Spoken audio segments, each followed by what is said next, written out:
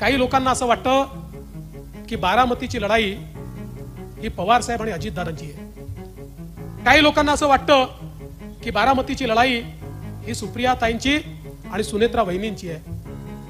न ही लढाई पवार साहेब अजितदादांची आहे, न ही लढाई सुनेत्राताई सुप्रियाताईंची आहे।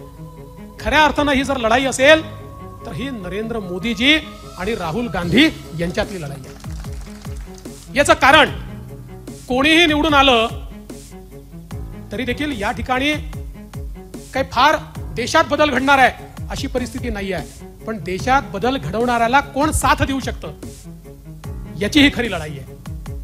आज महायुतीचा उमेदवार जर निवडून आला तर मोदीजींच्या प्रत्येक विकासाच्या कार्याला एक हात वर असेल, एक बटन दाबलं जाईल आणि पूर्ण समर्थन दिलं जाईल। आणि गेल्या 5 वर्षामध्ये किंवा 10 वर्षामध्ये आपण बघितलं मोदीजींनी या देशात परिवर्तनाचे जे निर्णय घेतले, जे निर्णय, आणि याच्यावर तर कोणाच्या मनात संशय असू शकत नाही की या देशामध्ये मोदीजींनी जे निर्णय घेतले ते ऐतिहासिक होते, अभूतपूर्व होते। होते की नाही सांगा? ऐतिहासिक होते की नाही? अभूतपूर्व होते की नाही?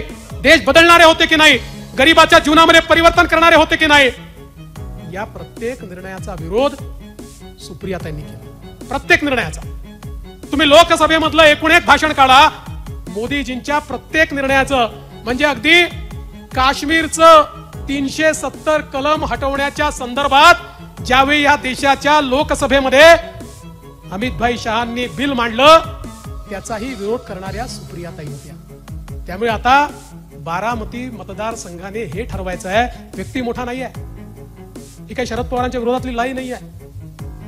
बारामती मतदारसंघातल्या लोकांनी हे ठरवायचं आहे की बारामतीचा खासदार हा मोदीजींच्या विकास यात्रेमध्ये चालेल की राहुल गांधींच्या ज्या समाज विरोधी आणि देशाचा विकासाचा अजेंडा पूर्णपणे डिरेल झाला पाहिजे अशा प्रकारच्या मानसिकतेच्या मागे चालेल, याचा फैसला या निवडणुकीच्या माध्यमातून होणार आहे।